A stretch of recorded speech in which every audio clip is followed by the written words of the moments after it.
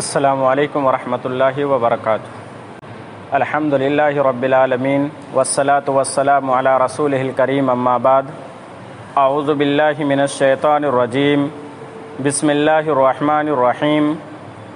لقد کان لکم فی رسول اللہ اسوۃ حسنہ۔ ہر قسم کی تعریف، توصیف، کبریائی، بڑائی اللہ رب العالمین کے لیے لائق و زیبا۔ بعدہ درود و سلام ہو اس ذات اقدس، مقدس، مبارکہ، مطہرہ پر جو صادق اور امین بن کر آئے، جو رحمت للعالمین بن کر کے آئے۔ پیارے بھائیوں، یوں تو اللہ کے نبی کریم صلی اللہ علیہ وسلم کے زندگی کے ہزاروں پہلو ہیں، اور یہ سارے کے سارے پہلو کسی بھی انسان کے ہدایت کے لیے کافی ہیں، لیکن ان پہلوؤں میں اللہ کے نبی جناب محمد رسول اللہ صلی اللہ علیہ وسلم کا ایک نمایاں پہلو، آپ صلی اللہ علیہ وسلم کے نبی ہو جانے کے بعد آپ صلی اللہ علیہ وسلم کے جو پہلو ہیں، یہ ایسے ہیں جس تک عقل پہنچ نہیں سکتی انسان کی۔ جب اللہ تبارک و تعالیٰ نے آپ صلی اللہ علیہ وسلم کو نبی بنایا، نبوت سے سرفراز فرمایا، تو جو صبر و تحمل، جو عفو و درگزر اللہ کے نبی کریم صلی اللہ علیہ وسلم نے دکھائی، جو رحمت و شفقت دکھائی، یہ ایسا عظیم الشان پہلو ہے جس کی رفعت تک اور جس کی بلندی تک انسان کا ادراک نہیں ہو سکتا۔ اللہ کے نبی کریم صلی اللہ علیہ وسلم 40 سال میں نبی بنائے گئے۔ 40 سال کے نبی ہونے کے بعد کا یہ جو عرصہ ہے، اور جو 40 سال کے پہلے کا عرصہ ہے، ایک ایسی شخصیت جس نے 40 سال تک ہر ایک کی زبان سے امین، صادق، سچا، امانت دار سنا ہو، اچانک ان کو کہا جائے پاگل، دیوانہ، مجنوں، جھوٹا، کیا گزری ہوگی ان کے دل پہ؟ لیکن اس کے باوجود اللہ کے نبی کریم صلی اللہ علیہ وسلم نے یہ سارا سب کچھ سننے کے بعد بھی آپ نے خاموشی اختیار کیا، آپ نے جواب نہیں دیا ہے کسی کو۔ آپ کی ایسی خاموشی تھی کہ اللہ تبارک و تعالیٰ نے اس کا جواب دیا۔ جب آپ دیکھیں گے تو جب آپ صلی اللہ علیہ وسلم کو حکم ہوا کہ آپ کھلم کھلا تبلیغ کیجئے، اللہ کے نبی کریم صلی اللہ علیہ وسلم نے جب سارے قبائل کو اکٹھا کر کے توحید اس کو بتلائی، تو آپ کا چچا ابو لہب، اس نے کیا کہا؟ تبا لک یا محمد الہذا جماعتنا، اے محمد صلی اللہ علیہ وسلم، نعوذ باللہ من ذالک، اس لیے تم نے یہاں جمع کیا ہے؟ تم ہلاک ہو جاؤ، تم برباد ہو جاؤ۔ چچا کی طرف سے یہ جملہ ایسا تھا، دل کو چھلنی کر دینے والا تھا۔ اس کے باوجود اللہ کے نبی کریم صلی اللہ علیہ وسلم نے خاموشی اختیار کی، لیکن اللہ تبارک و تعالیٰ نے جواب دیا۔ اور کیا جواب دیا؟ تبت یدا ابی لہب وتب۔ ابو جہل اللہ کے نبی کریم صلی اللہ علیہ وسلم کو کعبہ کے اندر دیکھتا ہے، آپ صلی اللہ علیہ وسلم کو گالی گلوچ کرتا، آپ صلی اللہ علیہ وسلم کے ساتھ برا سلوک کیا، آپ صلی اللہ علیہ وسلم کو بے عزت کیا، اور اس بے عزت کرنے کے باوجود اللہ کے نبی کریم صلی اللہ علیہ وسلم خاموش رہے۔ جب آپ کے چچا حضرت حمزہ رضی اللہ تعالیٰ عنہ کو اس کی خبر ملی، وہ خاموش نہیں رہ پائے، وہ برداشت نہیں کر پائے، اور جا کر کے انتقام لیا ابو جہل سے۔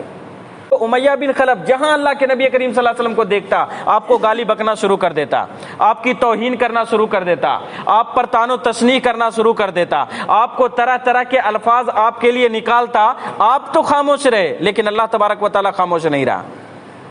ایسی خاموشی کہتے ہیں کاٹ کھانے والی خاموشی، آپ خاموش رہے، آپ نے جواب نہیں دیا، لیکن اللہ تبارک و تعالیٰ نے کیا کہا؟ ویل لکل ہمزۃ لمزہ۔ کس کو خطاب کیا؟ اسی کو خطاب کیا، امیہ بن خلف کو۔ عتبہ، اللہ کے نبی کریم صلی اللہ علیہ وسلم کو اس کافر نے اللہ کے نبی کریم صلی اللہ علیہ وسلم کو پکڑا، آپ کے گریبان کو پھاڑا، آپ صلی اللہ علیہ وسلم کو برا بھلا کہا، اور والنجم اذا ہوا کی تلاوت کر کے بولا میں اس کا انکار کرتا ہوں، اور پھر آپ کے چہرے پر تھوکنے کی کوشش کی، لیکن پھر بھی آپ خاموش رہے۔ تو ایک ہوتا ہے زندگی کے جو بہت سارے پہلو، ان میں سے ایک پہلو ہے صبر و تحمل کا۔ اللہ کے نبی کریم صلی اللہ علیہ وسلم. ایک ہوتا ہے صبر کرنا. صبر کیا ہے کہ آپ کو کسی نے کچھ بولا اور آپ صبر کر گئے, اور ایک ہوتا ہے صبر کرنے کے بعد کچھ بولنا بھی نہیں اور اس کے علاوہ اس کی ہدایت کے لیے دعا کرنا. اللہ کے نبی کریم صلی اللہ علیہ وسلم کی زندگی کا پہلو یہی نہیں ہے.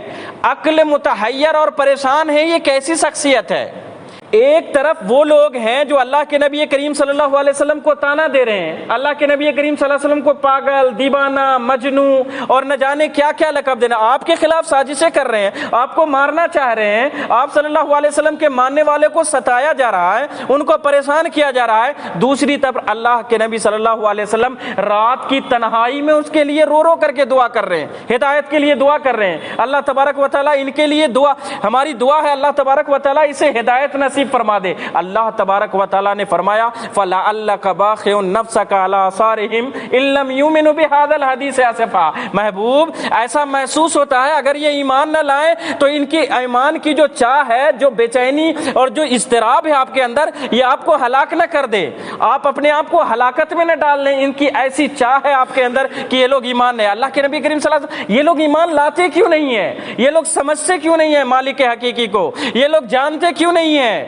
کہ اسلام کیا ہے, اسلام کیسا دھرم ہے اور اللہ تبارک و تعالیٰ کو کیا پسند ہے. اللہ تبارک و تعالیٰ نے یہ کہا, تسلی دی حبیب کائنات کو, آپ تو اپنے آپ کو ہلاکت میں ڈال رہے ہیں اس طریقے سے کہ آپ ان کے حق میں دعا کرنے میں ایسے مضطرب اور ایسے بے چین اور پریشان ہیں, یہ آپ کے ہلاکت کا سبب بن سکتا ہے. اور دوسری جگہ اللہ تبارک و تعالیٰ نے فرمایا سورہ کے اندر, اگر یہ تو آپ اپنے آپ کو تو ہلاکت میں ڈال لیں گے, آپ اپنے آپ کو ہلاک کر لیں گے اس فکر میں, اس بے چینی میں کہ یہ لوگ ایمان کیوں نہیں لاتے ہیں.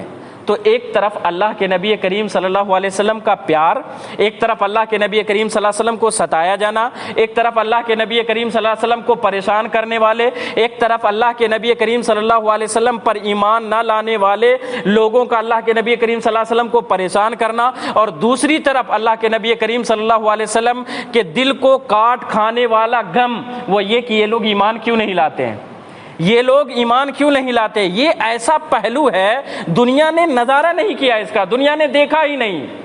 ایک ایسی شخصیت جو امت کے لیے, چاہے وہ امت میں کوئی بھی ہو, ایک تو ہو کہ اہل ایمان کی فکر, یہ ان لوگوں کی فکر جو آپ کے کھڑے دشمن ہیں, آپ کے کٹر دشمن ہیں, آپ کے جان کے در پہ ہیں, آپ کو مارنا چاہ رہے ہیں, آپ کو پریشان کرنا چاہ رہے ہیں, آپ کے ماننے والے پر زندگی دوبر کر رکھی ہے, اس کے لیے دعا کر رہے ہیں. یہ اگر پہلو اگر ہمارے اندر آ جائے تو پھر ہمارا معاشرہ ویسا ہی معاشرہ ہوگا جو معاشرہ اللہ تبارک و تعالیٰ نے کہاں بنایا, مدینہ کے اندر بنایا.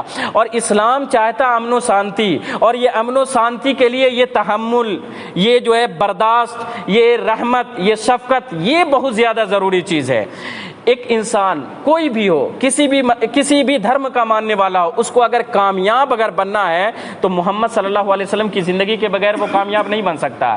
چہ جائے کہ ہم مسلمان ہیں, اللہ نے ہمیں ایسا نبی دیا ہے, اللہ نے ہمیں ایسی شخصیت دی ہے, اللہ نے ہمیں ایسے پیارے رسول دیے ہیں, اور ہمیں اس کی فکر نہیں ہے, اور ہم ان کی تعلیم کو نہیں سمجھ رہے ہیں, ہم ان کی زندگی کے بارے میں جان ہی نہیں رہے ہیں. ہمارے نبی کی زندگی کیسی تھی, ہمارے نبی نے زندگی کیسے گزاری, ہمارے نبی کریم صلی اللہ علیہ وسلم کی تاریخ کیا ہے, آپ کی سیرت مبارکہ کیا ہے, یہ ہم نہیں جان رہے. ایک آدمی کو اگر اچھا والد بننا ہے تو بھی اللہ کے نبی کریم صلی اللہ علیہ وسلم کی زندگی اس کے لیے نمونہ ہے. ایک آدمی کو اچھا شوہر بننا ہے تو بھی اللہ کے نبی کریم صلی اللہ علیہ وسلم کی زندگی اس کے لیے نمونہ ہے.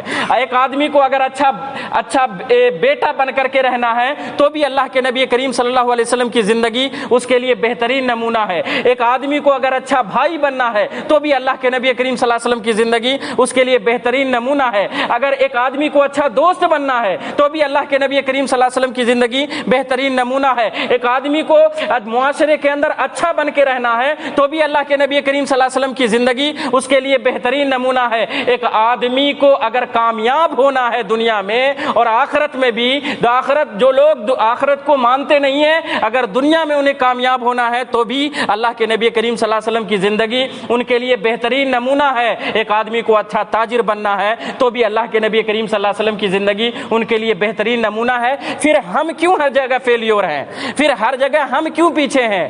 سبب اس کا ایک یہ ہے کہ اللہ کے نبی کریم صلی اللہ علیہ وسلم کے جو بہت سارے پہلو ہیں وہ ہماری آنکھوں سے اوجھل ہوتے چلے جا رہے ہیں, ہماری نظروں سے دور ہوتے چلے جا رہے ہیں، ہمارے دماغ میں اللہ کے نبی کریم صلی اللہ علیہ وسلم کی سیرت نہیں رہی، نہ جانے کن کی سیرتیں آ چکی ہیں۔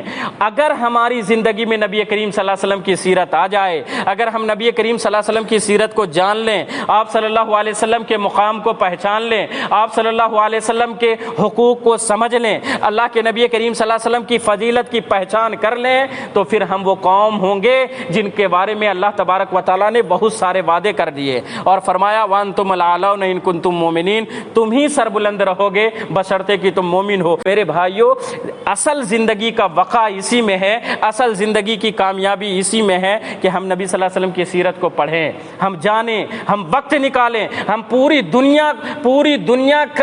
دنیا کی مشغولیت کو چھوڑ کر کے ہم اپنے نبی کے لیے وقت نکالیں، اپنے نبی کے بارے میں پڑھیں، اپنے نبی کی سیرت کو اپنی زندگی میں لائیں، تب کامیاب ہیں۔ اللہ تبارک و تعالیٰ نے پوچھ لیا لَقَدْ كَانَ لَكُمْ فِي رَسُولِ اللَّهِ أُسْوَةٌ حَسَنَةٌ کے تعلق سے تم نے کیا تیاری کی ہے، تم نے اللہ کے نبی کریم صلی اللہ علیہ وسلم کی سیرت کو اپنی زندگی میں کتنا لایا ہے؟ تو ہم کیا کہیں گے؟ اللہ ہمیں پتہ ہی نہیں تھا، ہم نے جانا ہی نہیں۔